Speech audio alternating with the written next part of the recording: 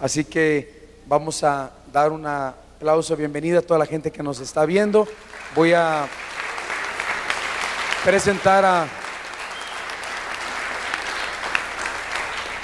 al doctor Armando Alducin, mi padre, que nos acompañe aquí con nosotros. Puedes pasar. ¿Allá? Ya.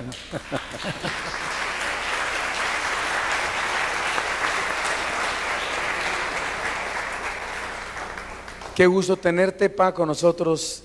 ¿Pa? En el jardín del Edén. ¿Pa? Pa. Él le va a decir que igualado, ¿verdad? Soy tu padre. Padre. Padre. Está bien, dime como me quieras llamar. A mis nietos también les digo, ¿verdad? Me dicen, abuelo, me puedes decir Armando, me puedes llamar Tata, o me puedes llamar como quieras. No importa cómo nos llamemos, ¿verdad? Bueno, ya estamos en el aire. Nos da mucho gusto a todos ustedes que están sintonizando esta conferencia en esta mañana. Nos encontramos en la Iglesia Vía Nueva para el Mundo en Querétaro. Tuvimos ayer una gran asistencia, más de 600 personas a la conferencia sobre un mundo sin moral. Y pues gracias a Dios también porque podamos llevar estas conferencias en este momento a través de las redes de televisión. Estamos ya en 11 satélites, ¿se imaginan ustedes? Todo esto se transmite desde San José, Costa Rica, a través de la programación de enlace, en la televisión de Houston, en Nueva York, y son las 3 televisoras que están emanando ahorita completamente toda la señal para que miles de personas puedan escuchar las conferencias de la Biblia. Todos los que traen sus Biblias les pido que la abran en el capítulo 12 del libro de los Hebreos.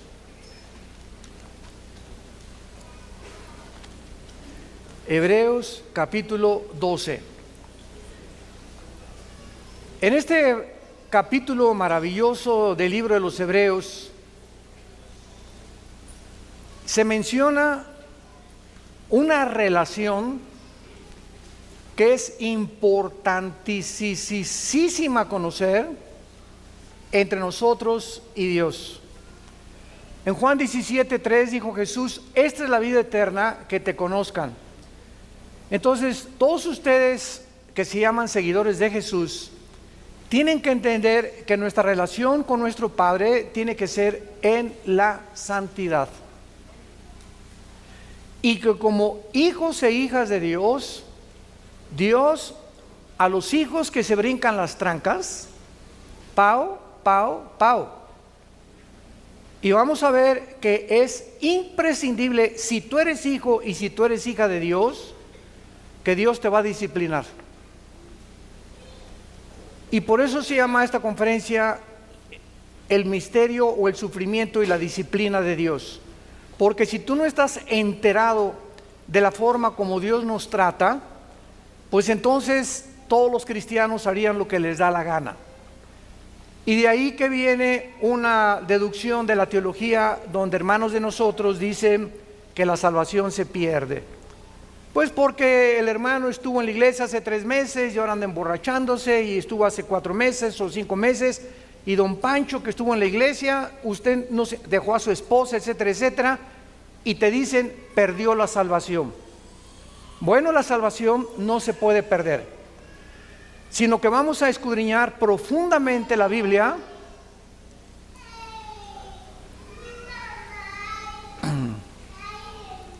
Vamos a escudriñar profundamente la Biblia para descubrir que cuando una persona se ha alejado de Dios y no regresa, simplemente es porque nunca tuvo la salvación. Porque vamos a ver las 3 etapas en las que Dios nos disciplina, y una de ellas, escúcheme muy bien, es la muerte. Y se llama el pecado de muerte, como lo vamos a ver en muchos pasajes del Nuevo Testamento. Hebreos 12, versículo 4 dice, porque aún no han resistido hasta la sangre, combatiendo contra el pecado, y ya han olvidado la exhortación que como a hijos se os dirige diciendo, Hijo mío, no menosprecies la disciplina del Señor, ni desmayes cuando eres reprendido por Él, porque el Señor al que ama, disciplina y azota a todo el que recibe por hijo. Si soportan la disciplina, Dios te va a tratar como hijo, porque ¿qué hijo es aquel a quien el padre no disciplina? Pero si se les deja sin disciplina, de la cual todos somos participantes, entonces son bastardos y no hijos. Por otra parte, tuvimos a nuestros padres terrenales que nos disciplinaban y los venerábamos. ¿Por qué no obedeceremos mucho mejor al Padre de los espíritus y viviremos? Muy bien, vamos a ver que la Biblia nos explica que todos nosotros vamos a enfrentar el sufrimiento. En su gran obra, el dramaturgo William Shakespeare, Hamlet, escribió de esta manera como él percibía la vida. Hace muchos años, yo tenía como 18, 19 años cuando personifiqué el papel de Hamlet. Me encantaba el teatro en aquel tiempo. Y me acuerdo que todavía la partitura que yo me aprendí decía: ¿qué es más levantado contra el espíritu? ¿Sufrir los golpes y los dardos de la insultante fortuna, o levantar las armas contra un piélago de calamidades y haciéndole frente a acabar con ellas? Morir, dormir, no más. William Shakespeare, aunque no era cristiano, percibió la vida que ¿qué vamos a hacer cuando sufrimos? Vamos a levantar las armas contra un piélago de las calamidades, vamos a enfrentar el sufrimiento, vas a enfrentar tu divorcio, vas a enfrentar el abandono de tus padres, vas a enfrentar los abortos, vas a enfrentar la vida con valor, o si no, pégate un balazo. Así lo resumió Shakespeare. Morir, dormir, o sea, si no quieres vivir y no te das cuenta que no estamos en Disneylandia ni en Reino Aventura, estamos en un mundo bien feo, donde este mundo está ocupado por el enemigo y estamos rodeados de enemigos por todos lados. No hay un solo cristiano que no tenga enemigos, y si no los tienes, no eres cristiano, porque de alguna forma te van a perseguir, o en tu familia, o tus amigos, o en la política. Cualquier cosa que nosotros enfrentemos, hay un mundo que se opone a la luz y a la verdad, lo cual nos habla la condición tan patética en la que se encuentra el ser humano. Ahora, muy bien, el sufrimiento no es inexplicable, porque cada cosa que nosotros experimentamos sufriendo tiene una razón de ser. Y vamos a comenzar a abordar esto para que comencemos con una ley bíblica que se llama la ley de la responsabilidad individual. La ley de la responsabilidad individual.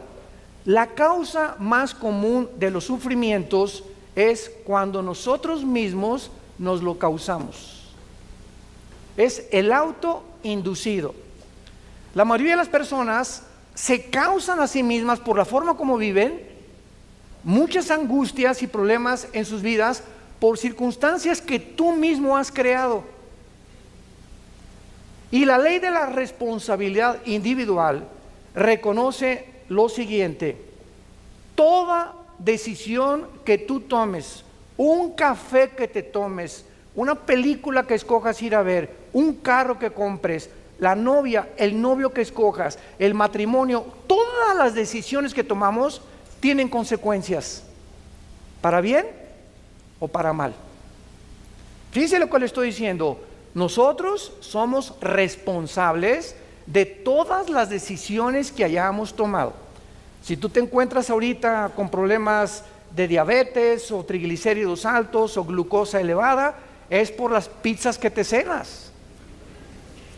Si tú tienes problemas de hipertensión a los 45, 50 años, simplemente, ¿verdad?, es porque no has cuidado tu salud y porque comes cosas con demasiada grasa, y después vienes, hermano, póngame la mano en la panza que tengo aquí, que ya es realmente una catedral del Vaticano. Y yo siempre les he dicho, si viene un gordito a pedirme que ore por él, no oro por él. ¿Por qué? Porque Dios no es la varita mágica. Hemos creído que Dios es un mago, o el mago de Aladino, que va a satisfacer todo lo que nosotros le pidamos, porque no hemos aprendido la ley de la responsabilidad individual. ¿Quieres salud? Cuida tu comida. ¿Quieres salud? Cuida tu bebida. No te lamentes después ni le pidas a Dios sanidad cuando has abandonado tu responsabilidad de lo que comes y de lo que bebes. En Gálatas 6, del 7 al 8, se establece esta ley inexorable. Todo lo que el hombre siembre, el hombre va a recoger. Había un ranchero que le dijo una vez a su esposa: vieja, ¿no hay nada en el campo de sandías? Y llega la señora y le dice: oye, Pancho, pues ¿qué? ¿Ya sembraste semilla de sandías? No, no he sembrado nada. Entonces, ¿por qué esperas, si no has sembrado, que tengas sandías? Y así hay mucha gente. ¿Por qué me va mal en la vida? ¿Por qué no prospero en mis negocios? Y te contesta Dios que has sembrado para que crees que yo te bendiga tus negocios. ¿Qué cosa es lo que has hecho en tu vida para esperar que yo te bendiga? ¿O qué crees que soy Aladino? Ay, Señor, ahora sí estoy enfermo, sáname. Señor, por favor, que me den un trabajo bueno, que aumente mis ingresos. Muy bien, ¿cuánto has sembrado en la obra de Dios? Y así se podría hablar espiritualmente, económicamente, políticamente. Todo lo que sembramos lo vamos a recoger. Y la ley dice lo siguiente: que la cantidad y lo que tú siembres, el mal que tú hagas, ese es exactamente proporcional al que te va a venir después. Tú le robas a alguien y alguien te va a robar a ti. Tú le debes a alguien y alguien se va a convertir muy pronto en tu deudor. Tú manoseas a tu novia, que no están casados, o la tratas de abusar. Tú no te imaginas cómo te va a ir en tu matrimonio. Ahorita los psicólogos y los ginecólogos han llegado a la conclusión que la mayor parte de los problemas que el hombre sufre de disfunción eréctil son maldiciones de hombres que trataron mal a las mujeres en su juventud o a su ex esposa. Tú tocas a una mujer y le haces daño a una mujer, no te la acabas, no te la vas a acabar, porque Dios es vengador y porque estás abusando de una propiedad que no es tuya. Las mujeres le pertenecen a Dios. Y si no entendemos esto, no podemos como hombres cristianos tener mejores matrimonios ni mejores familias, porque estamos abandonando la ley de la responsabilidad individual. Muy bien, aún antes que Dios creara al ser humano, decretó el libre albedrío, por lo que nuestras decisiones tienen que tener repercusiones para bien o para mal. Eso es absolutamente lógico. Y todos nosotros somos responsables de nuestras acciones. Y así como hay leyes científicas inexorables, como si yo voy caminando ahorita y doy un paso aquí, no importa lo que yo piense, me voy y me tropiezo, porque la ley de la gravedad postula que todo objeto más pesado que el aire es atraído hacia el centro de la Tierra. Es una ley que funciona de 2 a 3 o de 6 a 7. No, ¿verdad? Es una ley inexorable las 24 horas del día. La ley del electromagnetismo, la primera y la segunda ley, la termodinámica, la ley de la entropía, la ley de las fuerzas nucleares, las fuerzas poderosas y las débiles, todas estas leyes que el universo contiene. Gracias a estas leyes existe la ciencia. Si no hubiera una ley perfecta que nunca se atrase en el universo, no podría existir la física, ni las matemáticas, ni la astronomía, ni la astrofísica, ni la física cuántica. Es gracias al orden que tenemos en el universo que existe la investigación científica. De la misma manera, las leyes espirituales no se pueden violar. La implicación de esta ley de la responsabilidad individual es que cada ser humano es responsable. Síganme con mucho cuidado. Una persona madura, y vas a alcanzar la madurez emocional en tu vida el día que le dejes de echar la culpa a nadie. El día que tú sigas, es que yo soy prostituta porque mamá fue prostituta. Y usted no sabe que a mí me crearon un orfanatorio y me botaron y por eso soy bandido o narcotraficante. Y es que usted no entiende que tengo ya 2 maridos que me dejaron y mi conclusión es, todos los hombres son iguales. O mi señora me dejó, yo no me vuelvo a casar porque todas las mujeres son iguales. Cuando nosotros llegamos a estas conclusiones tan absurdas, es porque no hemos entendido esta ley. Vean ustedes en el libro de Ezequiel, en el Antiguo Testamento, capítulo 18, versículo 20, lo que la Biblia dice. Ezequiel 18, 20. El alma que pecare, esa morirá. El hijo no llevará el pecado de su papá o de su padre, ni el papá llevará el pecado del hijo. La justicia del justo será sobre él y la impiedad del impío será sobre él. Nunca, jamás te atrevas de echarle la culpa a tus papás o a tu mamá por la conducta que tú tienes, que tú has escogido libremente hasta el día de hoy. No se culpen padres que pues mi hijo se fue a las drogas o esto por acá, porque él si pasa de los ya 21 años de edad, los papás nos limpiamos las manos. Y ya si después de la mayoría de tu hijo agarra el camino que él quiera tomar, no te lamentes, ay pues a lo mejor le di mal ejemplo, a lo mejor sí le diste mal ejemplo, pero ¿sabes qué? Él va a tener que escoger otra cosa que no el mal ejemplo que le diste. Pero no te culpes, porque esa conciencia de culpa en nuestras vidas nos impide que Dios pueda tratar con nosotros. Tenemos que entender, mi hijo ya, ahí te lo dejo, Señor, no me queda más que orar por él, orar por mi hija, nada más. Pero no podemos vivir atormentados, porque ¿sabes lo que va a pasar? Estás lastimando tu matrimonio.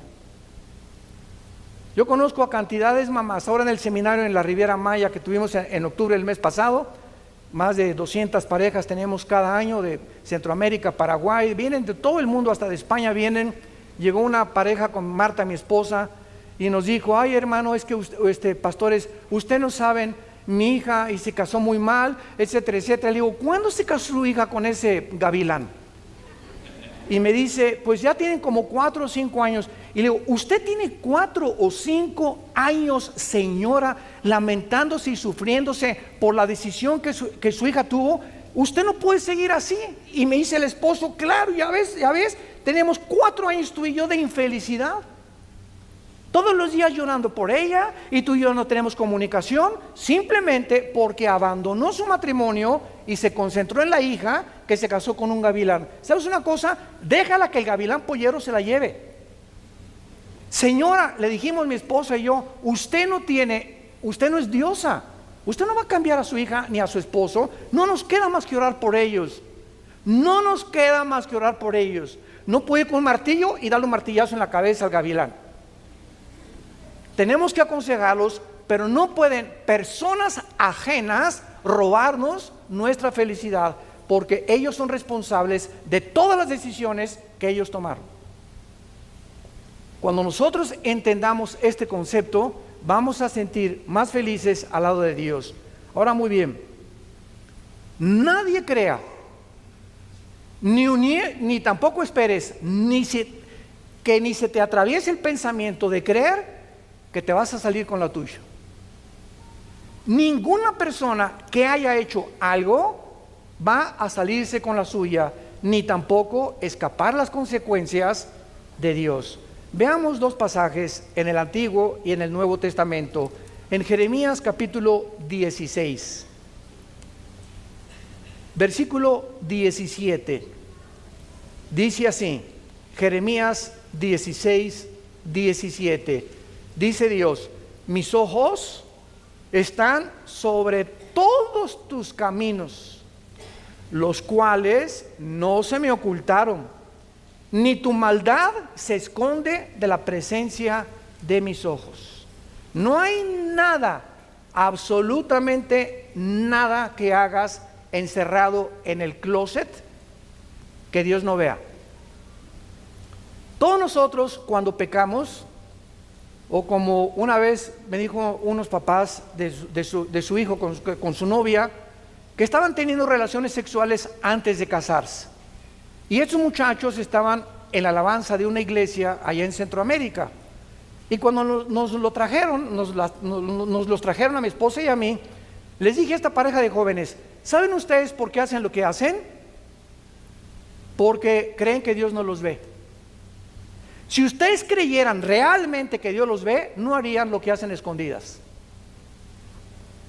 ¿Y cuántos hombres, cuando se van de viaje y rentan un hotel, rentan una película pornográfica, por qué creen que la rentan? Porque creen que Dios no los ve. ¿Y saben cómo se llama esto? La falta del temor de Dios. La falta del temor de Dios. Y el temor de Dios es el principio de la sabiduría. Si realmente creyéramos que Dios nos ve las 24 horas del día, no haríamos lo que hacemos cuando nadie nos ve, porque Él nos está mirando. Y el otro pasaje está en 1 Timoteo 5, 1 Timoteo 5, versículo 24 y 25, y dice el apóstol Pablo, 1 Timoteo 5, 24 y 25, los pecados de algunos hombres se hacen patentes, o sea, conocidos, antes que ellos vengan a juicio, mas que a otros se les descubren después. Asimismo, se hacen manifiestas las buenas obras, y las que son de otra manera no pueden permanecer ocultas. No hay nada que tú hagas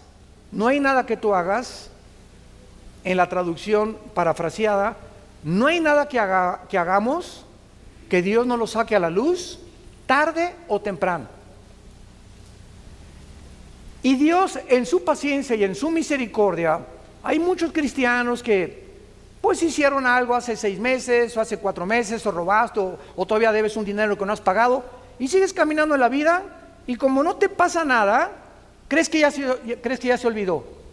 A lo mejor hasta 1 año tiene Dios de paciencia a que tú te arrepientas. Pero dice la Biblia que tus pecados te alcanzarán. Lo que tú hiciste el año que entra, o dentro de 2 años, o dentro de 3 años, nos va a alcanzar ese mal que hicimos tarde o temprano. De acuerdo a lo que hayamos hecho, no nos escapamos del juicio de Dios. Y dice Dios, te doy la oportunidad que te arrepientas. Primera de Juan 1, 8 y 9. Si confesamos nuestros pecados, Él es fiel. ¿Por qué Él es fiel? Porque hay un pacto entre nosotros y Él. Él es mi Padre. Por eso conozcamos a nuestro Dios. Él es fiel porque es mi Padre. Y además es justo, porque en la cruz su Hijo pagó por eso que yo hice. Ahora solo me pide, siendo su Hijo, que me vuelva otra vez a Él y que abandone eso que hice, que pida perdón, que restaure tal vez, si es posible, el daño que hice, pero que no me quede con ese pecado, porque el que cubre sus pecados no prosperará. Proverbios 28. Y el que los confiesa alcanzará misericordia. Entonces Dios nos da 2 opciones: hijo, hija, híncate, o dímelo tal vez hoy en la tarde que vamos a orar. Dime: Señor, estoy haciendo esto, estoy haciendo aquello, reconozco que no puedo seguir haciendo eso, y la sangre de Cristo te va a limpiar de toda maldad y te evitas el juicio de Dios, que vamos a ver al final, que es terrible, pero no nos podemos escapar porque es la ley de la responsabilidad individual. Regresamos a Hebreos 12, en nuestro pasaje, y veamos algunos secretos de esta forma de tratarnos. Dice el versículo 5 y 6, que no se nos olvide. ¿Qué estoy haciendo ahorita con todos ustedes? Los estoy exhortando. La profecía exhorta, consuela y edifica. Ya el profeta del Nuevo Testamento no es: te vas a casar con una muchacha que va a llegar de ver dentro de 2 semanas a la iglesia, o el presidente de esta nación va a hacer esto y va a salir esto y aquello. Esas profecías, ¿verdad?, siempre les he llamado yo marihuanadas. ¿De cuál fumaron? El profeta en el Nuevo Testamento, 1 Corintios 14:3, es la persona que habla para exhortar, para edificar o para consolar con la Biblia. Ya no es para el futuro, porque el futuro está completamente revelado ya aquí en los 66 libros de este maravilloso libro que se llama la Biblia. Entonces dice Dios, no te olvides de la exhortación. Y ahorita Dios, a través de la Biblia, yo estoy haciendo esto, y apunto un dedo a ti y me apunto 3 a mí. O sea, no creas que yo tampoco me escapo de esto, porque nosotros somos los primeros, a los líderes a quienes Dios nos juzga. Antes que Dios juzgue a la iglesia, comienza con aquellos que son líderes en su casa, los hombres, en tu trabajo, en tu oficina, políticamente, a los jueces, a los magistrados, a los gobernantes, a los presidentes de la república, les cae tarde o temprano el hacha que ya está puesta en la raíz del árbol. Entonces, no olvidemos esto que va a decir Dios. Hijo mío, no menosprecies mi disciplina. La palabra disciplina en el griego es la palabra pedagogos. De ahí viene la palabra pedagogía, que se usa para educar a los niños. A un niño en la primaria, desgraciadamente muchos maestros no lo saben, la educación no, escuchen esto, la educación no consiste en solamente un input o meter data o conocimiento en las mentes del niño. El niño sabe de historia, de geografía, tal. La educación básicamente bíblica está relacionada con formar el carácter, conformar la formación del carácter. Es lo que significa pedagogos en el griego, formar el carácter. Es importante que el niño, aparte que reciba información desde la primaria, sepa que tiene que llegar con los zapatos boleados, que no puede hablar en el salón porque hay disciplina, que tiene que respetar a sus amiguitos y no estar hablando cuando la maestra esté en el pizarrón, que tiene que llegar en punto a las clases, y la responsabilidad y la disciplina que se adquiere en las escuelas desde los niños es lo más importante para cuando ellos crezcan en su carácter. Decía J. Ed Hubbard, que fue el presidente y fundador del FBI, de la Oficina Federal de Investigaciones en Estados Unidos, que sirvió a 4 presidentes en Estados Unidos como jefe del FBI. Antes de morir, Hubbard dijo estas palabras: la característica de todos los delincuentes juveniles en las cárceles que he visitado, el principal factor es que todos ellos creen que el mundo está en deuda con ellos, que el mundo les debe algo, y son muchachos amargados que crecen, nunca en la casa no los disciplinaron, en la calle se pasaron los altos, insultaron a la policía, tarde o temprano acabas en la cárcel, porque vivimos un mundo con reglas y tú no puedes ir contra la autoridad porque recibe las consecuencias en tu propia vida, en tu familia, en tu matrimonio, en tu trabajo. Entonces, si nosotros creemos y nos victimizamos, es que yo sé cómo soy porque nadie me quele. Cuando mataron al presidente Kennedy, 1962-63, en la ciudad de Dallas, Texas, Lee Harvey Oswald, un muchacho que fue entrenado en Rusia y que supuestamente parece que él fue el asesino, parece que fueron 2 balazos los que le dieron, etcétera, etcétera. Cuando comenzaron a investigar la vida de este muchacho, Lee Harvey Oswald, descubrieron que había sido criado en un orfanatorio y que su mamá lo había abandonado, lo metieron a otro orfanatorio y también lo volvieron a abandonar.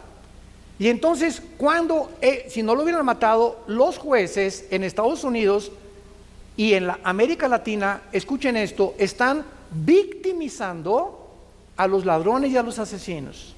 No, es que él, si no hubiera tenido sus papás, es que si no hubiera tenido esa mamá, vamos a darle una sentencia más leve. ¿Sabes una cosa? Él hizo lo que hizo porque él lo quiso hacer. Y cuando le echamos la culpa que somos víctimas de las circunstancias, ¿sabes de dónde viene eso? De Freud. El medio ambiente me hizo ser como yo soy. Soy el resultado del medio ambiente en el cual yo me desenvolví. En Estados Unidos hay un grande predicador que le decían el segundo que iba a ocupar a Dr. Billy Graham cuando muriera, que se llama, porque él vive, James Robinson. Él pertenecía a los Bautistas del Sur, allá en Texas, y este muchacho nació a los 6 meses, su mamá lo echó un bote de basura. Lo recogió una prostituta del bote de basura cuando él tenía, antes del año de nacido. La prostituta lo estuvo criando y amamantando como 1 año y lo volvió a echar a otro basurero cuando tenía 3 años de edad. Lo recogió otra tercera prostituta y esta tercera prostituta lo crió como 3 años y lo internó en un orfanatorio porque declaró que no lo podía seguir manteniendo. James Robinson se creó con todos estos antecedentes en un orfanatorio y a los 16 años un pastor fue a predicar al orfanatorio y él se convirtió. Y se convirtió en el predicador más grande que Estados Unidos ha tenido después del Dr. Billy Graham. Ahora él se dedica a cuidar niños con su esposa que necesitan ayuda de comida en el África. Pero ahí está el resultado, que es una mentira que tú eres lo que eres por el medio ambiente en donde tú te desarrollaste. Que tu papá le decían el Chapo de Querétaro, a tu mamá le decían la prostituta de aquí de San Miguel Allende, y a ti te hicieron lo que quisieron. Nada justifica delante de Dios lo que tú has decidido ser. Y eres lo que eres porque decidiste ser igual a tu mamá o igual a tu papá y no quisiste salirte de ese medio ambiente, porque Dios nos ofrece y nos dice que su gracia es más grande que nuestro pasado. Si lo quieres apuntar, la gracia de Dios es más grande que nuestro pasado. Ahora, muy bien, dice la Biblia que no desmayemos cuando Dios está formando nuestro carácter. Y esta palabra dice, porque Dios al que ama disciplina. Y vean ustedes la palabra que se usa a continuación en el versículo 6, y azota, en el griego es mastigo, azota al que sirve por hijo. Esta palabra azotar es ya algo físico. Dios primero nos habla esta mañana. Te estoy hablando, hijo, hija mía. Deja de hacer lo que estás haciendo. Te estoy viendo. Y te estoy recordando que no te vas a salir con la tuya. Tarde o temprano te voy a llamar a cuentas. Hazme caso, por favor. Ven a la cruz. Ahí está la sangre tan fresca como hace 2000 años para que te arrepientas. Pero si tú insistes en eso, ya no te voy a hablar porque vas a endurecer tu corazón. Y cuando tú sales por esa puerta esta mañana y tú no cambias tu actitud, ¿qué le pasa a el alma? ¿Sabes? Hace mucho tiempo yo tenía un martillo y estaba clave en el garaje de la casa de ustedes, y me salió una especie de callo aquí en la mano, y esta callosidad descubrí, me dijo un amigo, agarra una aguja y atraviesa. Le dije, no, me va a doler. No, me dijo, hazle el experimento. Y agarré una aguja y la metí en el callo, cero sensibilidad, porque el callo ya no tiene determinaciones nerviosas o articulaciones nerviosas, porque es callo.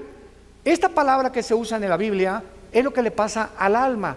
Llega un momento en que vienes a la iglesia y oyes, pero como te has endurecido tanto en tu corazón, Dios ya no te puede hablar, porque tú has decidido no arrepentirte. Entonces Dios va a tener que usar algo más drástico. ¿Y sabes por qué? Porque te ama, porque nos ama y prefiere, como dijo Jesucristo en Marcos 9, es mejor que entres cojo, ciego, tuerto, manco al cielo, a que entres entero al infierno.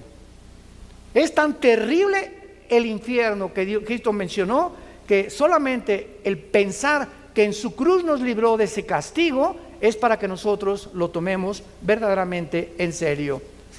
Ahora vamos en último lugar a ver las 3 tipos de disciplina. ¿Listos? Abróchense los cinturones.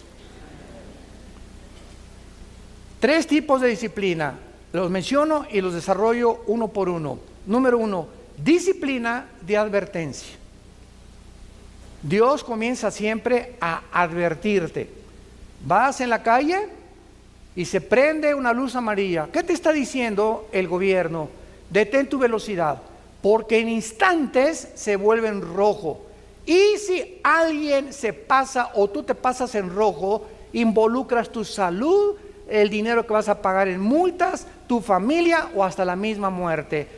Una luz amarilla no te está diciendo párate, te está advirtiendo, baja la velocidad para que cuando se prende el rojo ya estés completamente parado. Dios nos está advirtiendo en esta mañana. Son focos amarillos que Dios nos prende a continuación. Se llama la disciplina suave. Mijito, no hagas eso, por favor. Mi nene, partiche bien, mi nene, porque si no va a verlo. Y pau, papá, le hace pau, pau. Pero si Pepito, ¿verdad?, sigue insistiendo, viene después el pau. No procedemos inmediatamente. ¿Se acuerdan de Apocalipsis 3:20? La iglesia de la Odisea. Muchos me han preguntado si esta iglesia era cristiana. La respuesta: no era cristiana. Increíble que de las 7 iglesias del Apocalipsis, 5 sean llamadas a que se arrepientan. ¿Y saben cómo se personifica a Cristo o cómo se retrata a Cristo? He aquí estoy a la puerta y llamo. Es la disciplina de la advertencia. Dios ahorita te está diciendo, te está tocando la puerta de tu corazón. Regresa, arrepiéntete, vuélvete a mí, te estoy esperando. Es la disciplina de advertencia. Número 2, si no oyes, viene la disciplina intensiva. Número 2, si tú ignoras, rechazas las advertencias divinas, requerirás una disciplina mucho más intensa. Por tu terquedad, por tu endurecimiento de tu corazón, vas a perder la sensibilidad a la voz del Espíritu Santo, por lo que las advertencias ya no te pueden servir. Y solo Dios lo sabe.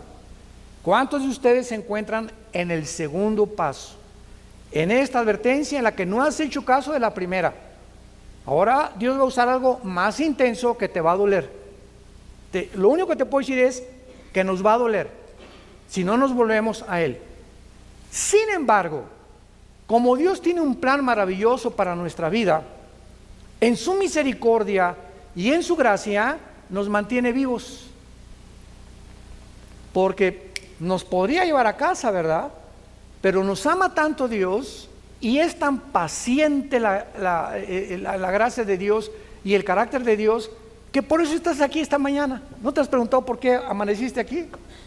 En lugar de que ahorita te hubiera agarrado un accidente y afuera un ataque al corazón, una embolia cerebral, estás aquí vivito y coleando, sentado escuchando tal vez segundo paso de la disciplina de Dios, porque Dios todavía no ha tratado contigo allá afuera. A lo mejor ustedes se encuentran en este segundo paso de la disciplina intensa, y es claro, ¿verdad?, que donde hay vida hay esperanza. Estás vivo, amaneciste vivo, hay esperanza. ¿Por qué? Te puedes arrepentir todavía. Y cuando no hacemos caso de la advertencia, ni tampoco de la disciplina intensa, viene en último lugar la disciplina de muerte. La disciplina de muerte, que la vemos en más de 3 casos en el Nuevo Testamento. Veamos el primero en el libro de los Hechos, capítulo 5, con tus padrinos Ananías y Zafira. En el libro de los Hechos, capítulo 5, vemos un caso atónito, un caso sorprendente, que tal vez al principio choca con nuestra mente contra la mente de Dios, y nos preguntamos cómo puede llegarle a suceder esto a un ser humano. Solo recuerda algo: Dios te trajo al mundo y a mí también. Él es el creador de la vida, ¿correcto? Ok, Él como creador, en el momento que le dé la gana, de la forma que Él diseñe o como Él quiera, nos lleva a casa también. Ya sea quemado, atropellado, en la panza de un tiburón, un ladrillo en la cabeza de un terremoto, un choque, un cáncer, nos vamos al otro lado, nos tenemos que ir. Otros tranquilos en el hospital, alabaré, y pum, se pintan. Qué dichoso morir así, ¿verdad? Pero no todos vamos a morir así. Entonces, esta es la razón por la cual tenemos que entender algo. Dios es el dueño de nuestra vida y no hay nadie que se pueda atrever a decirle a Dios, ¿por qué hiciste esto? Porque detrás de lo que nosotros consideramos que no es objetivo o que no es lógico, la sabiduría de Dios va más allá y trasciende nuestra manera de pensar. Aquí hay una pareja en Hechos 5 llamados Ananías y Zafira. Esta pareja robaron de una cantidad que iban a entregar en la iglesia. Sustrajeron del precio y su esposa, sabiendo que el esposo estaba robando esa cantidad, se hizo cómplice de él. Hay un dicho en mi tierra que dice, tanto peca el que mata a la vaca como el que estira la pata. Si tú sabes algo de alguien y tú no lo delatas, en la iglesia, por ejemplo, si tú sabes que alguien en la iglesia, escuchen esto, en la iglesia los pastores perdonamos todo, ¿verdad? Menos la rebelión contra los líderes. El día que cualquiera de ustedes oiga que se habla mal de un líder, esa persona no debería estar en esa iglesia. ¿No te gusta el pastor? Mira, salte y vete a otra iglesia y busca una que te guste, porque si te quedas sembrando semilla y cizaña, no te la vas a acabar con Dios. Ahora, si alguno de ustedes sabe que hay un pecado de un pastor que es ya trascendente, que está viendo en adulterio, que el pastor tiene un amante o que fraude o robo, ustedes ya para qué se quedan en esa iglesia, ¿verdad? Es absurdo que tú siguieras en esa iglesia, pero tú no puedes con tu esposo saber que él está robando cualquier cosa y quedarte callada, o que tu esposa en adulterio y no se lo dice al pastor. Es que me va a pegar si él sabe. Pues sabes una cosa, que no temas las consecuencias porque Dios te va a proteger. Bueno, esta señora Zafira se quedó con todo, ¿verdad?, guardado, y entonces dice la Biblia que cuando le trajeron lo que se habían propuesto, le trajeron una parte nada más a los pies de los apóstoles. Y dijo Pedro a Ananías, vean ustedes, la primera pregunta es, ¿por qué llenó Satanás tu corazón para que mintieras al Espíritu Santo y sustrajeres del precio de la heredad? La primera pregunta es, ¿quién le dijo a Pedro? Ya no estamos en el Antiguo Testamento. En Hechos 2 comienza el Nuevo Testamento. ¿Quién le dijo a Pedro, que ni los conocía, que entrando a la iglesia, él sabía que este hombre y esta mujer tenían un pecado de latrocinio y de mentirle a Dios? ¿Quién le dijo a Pedro? Se llama palabra de conocimiento. Cuando un cristiano desarrolla el discernimiento espiritual, Hebreos capítulo 5, y vives cerca de Dios, a través del tiempo, tenemos como una parabólica espiritual en la dimensión invisible, que Dios te permite ver o sentir, y tu esposa te dice, mira, tú le traes a Pancho, te presenta a Pancho, y el esposo dice, yo no sé, mi amor, ya se fue Pancho, pero sabes que hay algo en su mirada, hay algo en su actitud que no me gusta. Escucha a tu esposa, porque tienen ellas más desarrollado este sexto sentido que nosotros los hombres. Ellas se dan cuenta mucho más de la hipocresía y la falsedad de muchas personas, no todas, no más las que están casadas con nosotros. La que está casada no, pero esto es muy importante. Entonces, reteniéndola, le dice Pedro, no te quedaba a ti. Al oír estas palabras, Ananías cayó y se murió. Ahí, ¡pum!, cayó en la iglesia. Y dice la Biblia, vino un gran temor sobre todos los que lo oyeron. El hecho que Dios haya permitido que se murieran estas personas cuando la iglesia estaba comenzando a levantarse, tenía esta lección: estoy vigilándolos a todos, y aquí en la iglesia vas a caminar derechita la flecha. ¿Por qué? Porque si no hay temor de ti, de mí, dice el Señor, no has entendido ni puedes caminar conmigo. Y recuerden algo, el temor de Dios no es tener miedo de Dios, porque tener miedo de Dios es una cosa y tener temor de Dios otra cosa. ¿Sabían ustedes eso? El tener miedo de Dios te hace que te alejes de Dios y que no te acerques a Dios. Y cuando tememos a Dios, nos acercamos a Él sabiendo que en Él hay perdón, que en Él hay misericordia, que es mi papito. y que me puede levantar, y que si me caí del caballo me va a sanar las heridas, porque Dios hace la herida y Dios sana también. Entonces el temor de Dios nos acerca a Él, porque sabemos que Él es real, que está viendo y que no lo puedo engañar. El segundo caso está en 1 Corintios 5. El segundo caso de un cristiano o de cristianos que cometieron la disciplina de muerte. En este caso de 1 Corintios 5, de cierto se oye, dice Pablo, que entre ustedes hay un problema sexual. Se tradujo con la palabra porneia, de ahí viene la palabra pornografía.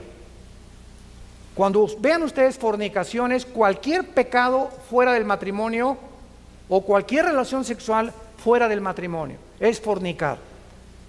Oigo, dice Pablo, que en la iglesia hay un pecado sexual. Y este pecado sexual ni siquiera se nombra entre los gentiles, tanto que alguno tiene la mujer de su padre. O sea, este muchacho se estaba metiendo con su madrastra. Increíble. Y los líderes lo sabían, los pastores lo sabían. Entonces, ¿cómo podía Pablo permitir esto?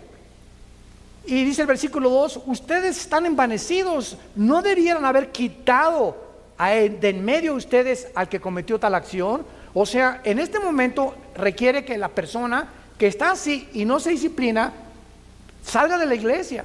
Ay, falta de misericordia. No es una misericordia santa, porque mucha gente cree que la misericordia es, ay, me pegó mi esposo, me quiero aguantar porque me dijeron las hermanas que me aguantara de todo. Esa no es una misericordia santo, esa es mansedumbre. Ninguna mujer puede permitir que su esposo la toque. Es que la hermana me dijo, ese habrá sido la Madre Teresa. Pero no, eso no dice la Biblia. Tenemos que entender la disciplina de Dios. Total que ya Pablo les manda el juicio, versículo 5, el tal se ha entregado a Satanás. Qué feo, ¿verdad?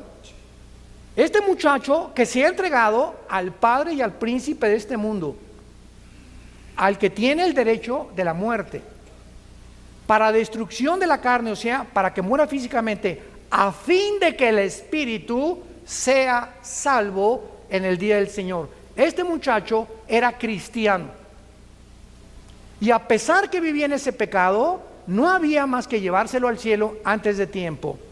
Pero él no podía perder la salvación porque era hijo de Dios. Dios prefirió llevárselo a que siguiera teniendo problemas sexuales en la iglesia.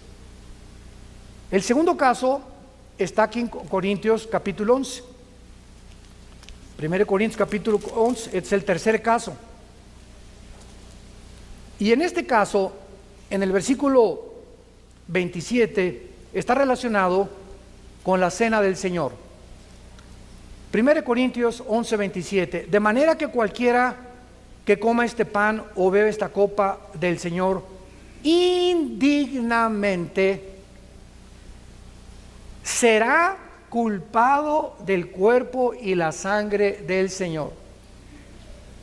Por tanto, pruébate cada vez que tomas el pan en la cena del Señor y bebes la copa. ¿Por qué?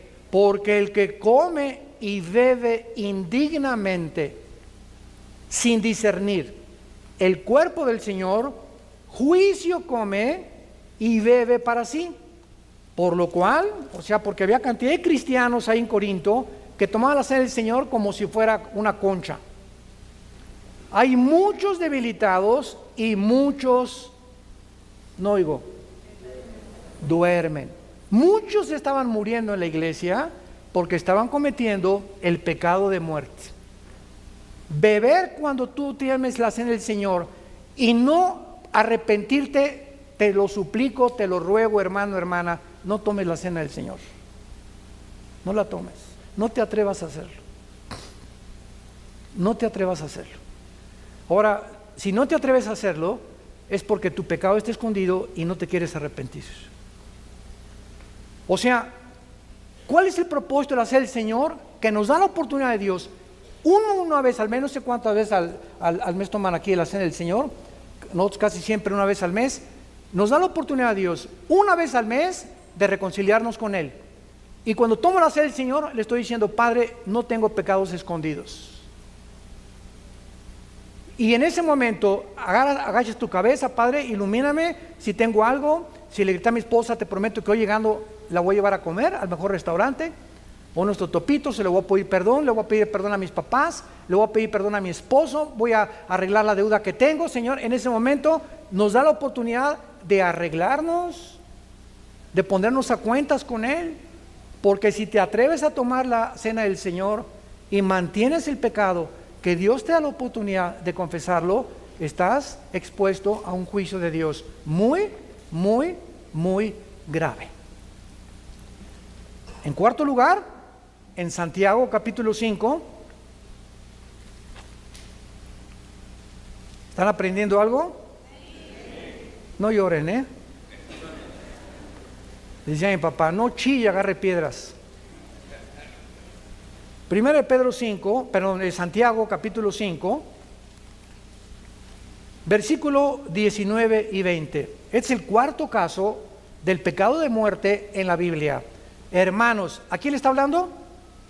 A los cristianos. Hermanos, si alguno entre ustedes se ha extraviado de la verdad y alguno le hace volver, sepa que el que haga volver al pecador del error de su camino, salvará de muerte un alma y cubrirá multitud de pecados.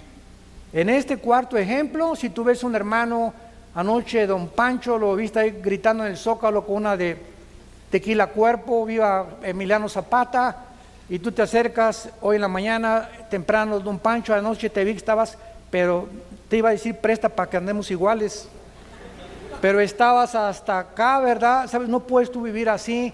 O estoy viendo que estás viendo a mujeres que no son tu esposa, hermano, y tú eres cristiano. Mira, Juanita, sé que te estás acostando con tu novio. ¿Sabes una cosa? No hagas eso, no busques que Dios te tenga que juzgar. Si tú tratas y logras convencer a una persona cristiana o un cristiano de que no siga haciendo lo que está haciendo, vas a tener bendiciones tremendas de Dios. Y vas a evitar que esa persona se muera antes de tiempo. Estás salvando de muerte, y es muerte física, porque es cristiano, no puede perder la salvación. Y el último lugar lo confirma ya el más grueso de todos y el más grave de todos, 1 Juan capítulo 5. Este es el más terrible y también requiere de una exposición teológica. 1 Juan 5, versículo 16. Si alguno viere cometer a su hermano otra vez pecado que no sea de muerte, ahí ya lo explica el apóstol Juan, pedirá y Dios le dará vida. Ahora Juan explica que hay pecados que merecen la muerte y hay pecados que no merecen la muerte todavía, porque no se encuentran en la tercera etapa. Y dice así, esto es para los que cometen pecado que no sea de muerte. Hay pecado de muerte por el cual yo digo que no vuelvas a pedir por él. La pregunta es la siguiente. No sé cuántos de ustedes, pero creo que todos los cristianos necesitamos tener listas de oración. Yo todos los días con mi esposo oramos por México, por el gobierno, por el presidente de Estados Unidos. Tengo amigos que quiero que vengan a Cristo. Un muchacho que está pretendiendo a mi hija Salem, oramos por él, mi esposo y yo, que Dios lo traiga a la cruz, etcétera, etcétera. Y de repente hay personas que las cuales mi esposo y yo estábamos orando, que ya dejamos de orar por ellas. Y de repente le digo, oye, tenemos ya 3 meses que no oramos por Pancracio. Y sabe una cosa, que el Espíritu Santo es tan tremendo que cuando tú estás orando por alguien y esa persona, Dios sabe que ya no se va a convertir, nos quita el Espíritu Santo el deseo de orar por esa persona. Porque esa persona, ya el juicio de Dios ha dictaminado, ha entrado a la tercera etapa, me lo llevo a casa antes de que el Evangelio sea blasfemado. Hermanos y hermanas, en Jesucristo tenemos a un Padre que nos disciplina. Tenemos un Padre que nos ama y que dio su vida por nosotros y abrió sus brazos en una cruz, para que ni tus pecados ni mis pecados nos lleváramos nosotros, ni tuviera Dios que hacernos responsables ni de nuestra vida pasada, ni de la presente, ni de la futura. Si confesamos nuestros pecados, Él es fiel y justo para perdonarnos, porque así lo dice el pacto que tenemos con Él. No encubras tus pecados, no te engañes. Yo te ruego por las misericordias de Dios que hoy que oigas su voz, no te endurezcas. Como a hijos que se os ha exhortado, Dios al que ama disciplina. Y tú tienes en esta mañana la oportunidad de venir a ponerte a cuentas con ese Dios que dio su vida por ti en una cruz. Oremos. Te damos gracias, Padre. Dios y Padre de nuestro Señor Jesucristo, por el inmenso amor que nos has tenido desde la cruz.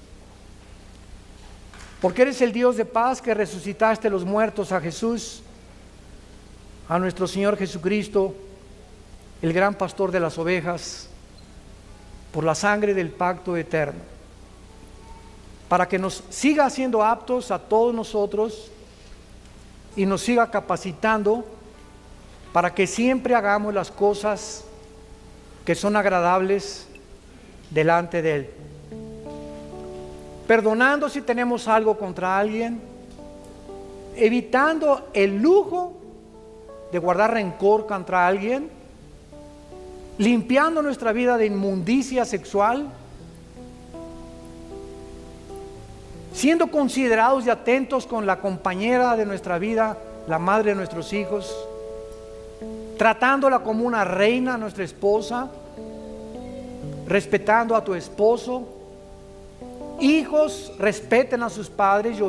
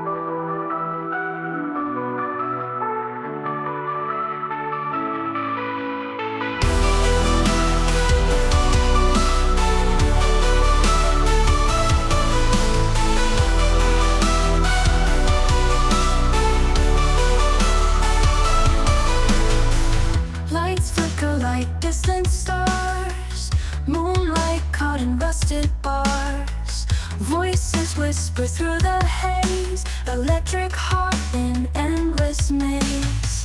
Neon dreams in urban sprawl, shadows dance on concrete walls, lost in echoes faint and far, haunting beats like an old guitar.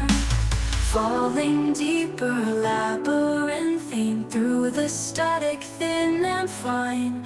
Whispers call from other side, voices buried in the tide.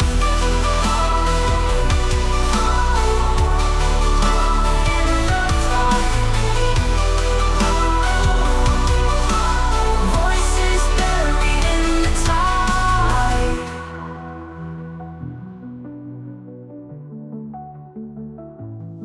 Haunting horror is female guide, twisting paths where secrets hide.